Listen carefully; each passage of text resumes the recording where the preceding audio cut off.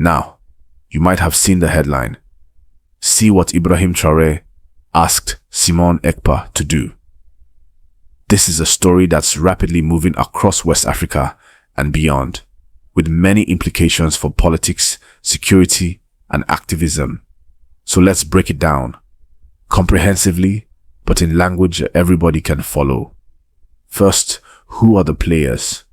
Simon Ekpa is a well-known figure, a Nigerian-born activist based in Finland who has styled himself as a leader of the movement for the independence of the Biafra.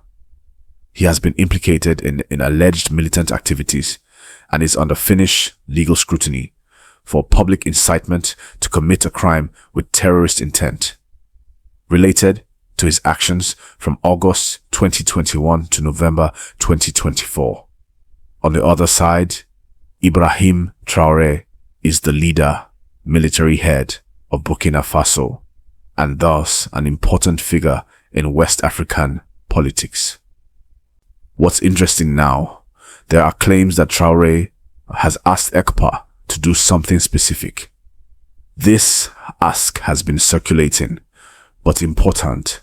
A fact-check organization, Dubawa, flagged the claim that Ekpa will be extradited to Nigeria in July 2025 as not supported by reliable evidence. So while there is movement and talk, the precise ask and its authenticity remain in question. Here is what we know. According to media, Traoré or his envoys have invited Ekpa's legal team for talks about his situation in Finland. The gist is, Ekpa is detained in Finland facing terrorism-related charges. The Nigerian state and Finnish authorities have been engaged in legal and diplomatic efforts around extradition or legal resolution. The claim goes that Traoré has asked Ekpa to perhaps participate in legal processes, maybe cooperate, or make statements, though exactly what he was asked to do remains vague and unconfirmed in reliable sources. Now, why does this matter? Several reasons. It shows how activism, separatism, and security issues are no longer just national for Nigeria, but cross borders, Finland, Burkina Faso. It raises questions about legitimacy. Is Ekpa a freedom fighter for Biafra, or is he being labeled via legal mechanisms as a security threat? And what role do foreign states play? It sparks speculation. If Traoré is indeed engaging with Ekpa, what does Burkina Faso gain? Is it geopolitics, regional alliances, or something else? Let's reflect. If Traoré has asked Ekpa to do something, say assist in legal resolution or change his tactics, then perhaps this signals a shift. Ekpa might be moving from confrontational tactics to negotiation. Or the ask could be something else entirely. For us in Nigeria and in the diaspora, the story resonates because the Biafra question remains unresolved in many minds and activism in the southeast continues to escalate. What should you watch for? Official statements from Finnish court or Finnish police about Ekpa's case. Statements from Traoré's office in Burkina Faso. Is this really about Ekpa or broader regional security? Responses from Ekpa himself and his group. Will Ekpa accept any ask? Nigeria's government stance. Will it push harder for extradition? What will be the cost? One related angle. The fact-check article by Dubawa emphasized that many viral claims about Ekpa and Traoré are misleading or unverified. This means, as viewers, you have to question the sources. Remember, in this digital age, rumors spread faster than facts. Now, for you watching, imagine you are Ekpa. You are detained abroad. Your movement's future rests on your next legal steps. Then, imagine Traoré reaches out. You might see either an opportunity to legitimize your cause or a trap to compromise you. What would you do? This is the dilemma facing Ekpa, and by extension, the movement he leads. So what can this mean for Nigeria? If Ekpa changes tactics or gets drawn into negotiations, the separatist agitation might shift in the southeast. It could lead to a scenario where dialogues replace lockdowns and calls for secession, or it could mean increased pressure on the Nigerian state to act. So, back to Ibrahim Traoré and Simon Ekpa. There's something about this connection that makes people curious.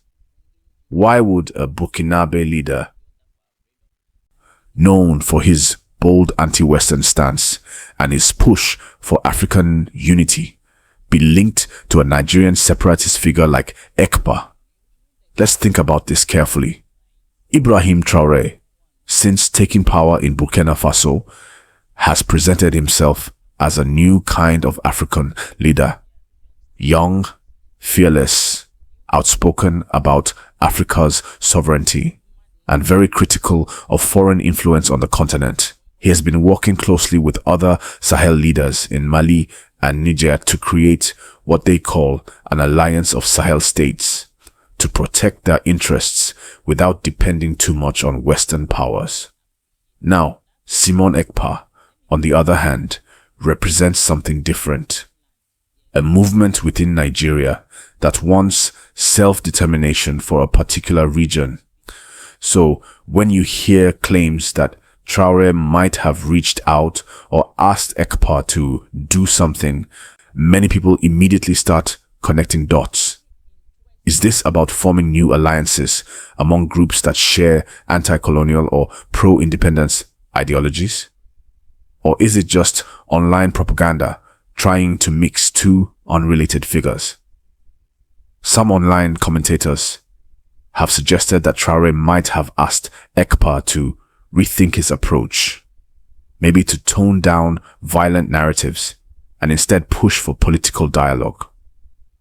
That could make sense because Traoré, though a soldier, has been preaching unity among African people and nations.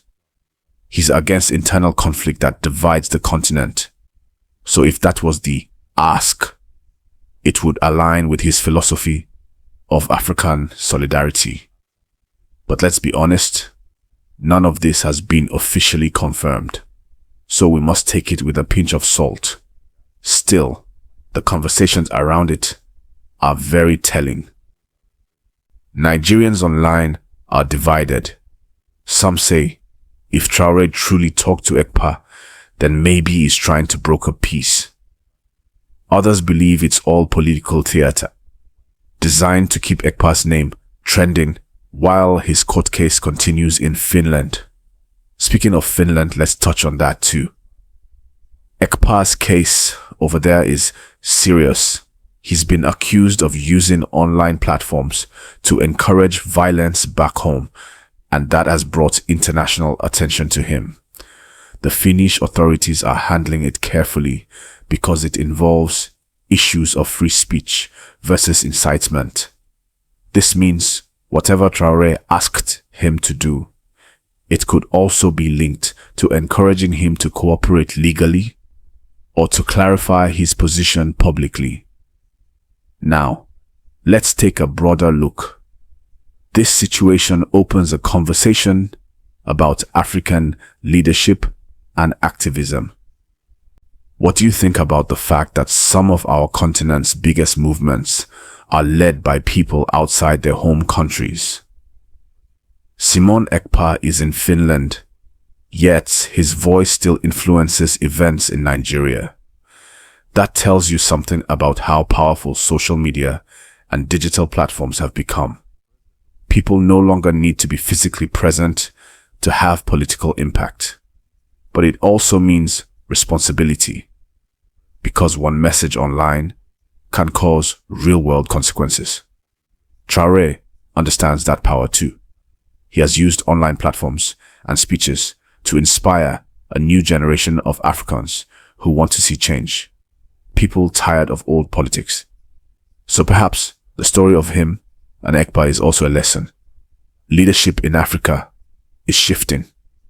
It's becoming digital, it's becoming youthful, and it's becoming borderless. But let's not miss something here. Every time names like Ekpa, Nnamdi Kanu, or Traoré trend, it shows that people are searching for leadership that stands for something bold. It may not always be the right way or the best method, but it shows a hunger for direction. Now, here's something else to think about. If Traoré truly reached out to Ekpa, it might also be symbolic. Maybe he's reminding African activists that the real enemy is not each other, but the systems that keep Africa divided. Maybe he's saying, let's fight the right battles.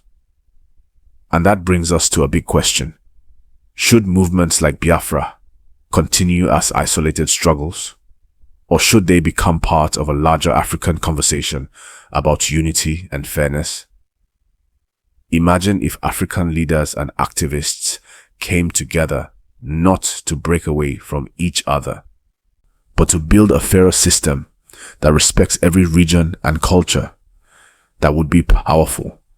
But let's be realistic too.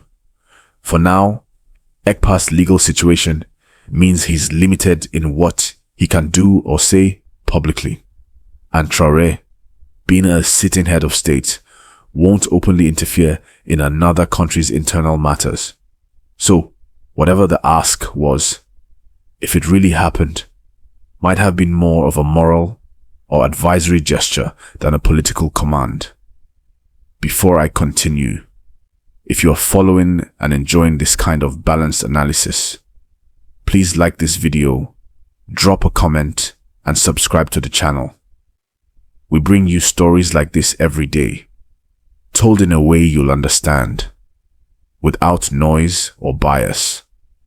Now, let's move to how Nigerians have reacted to this whole thing, because the reactions themselves are almost as interesting as the story.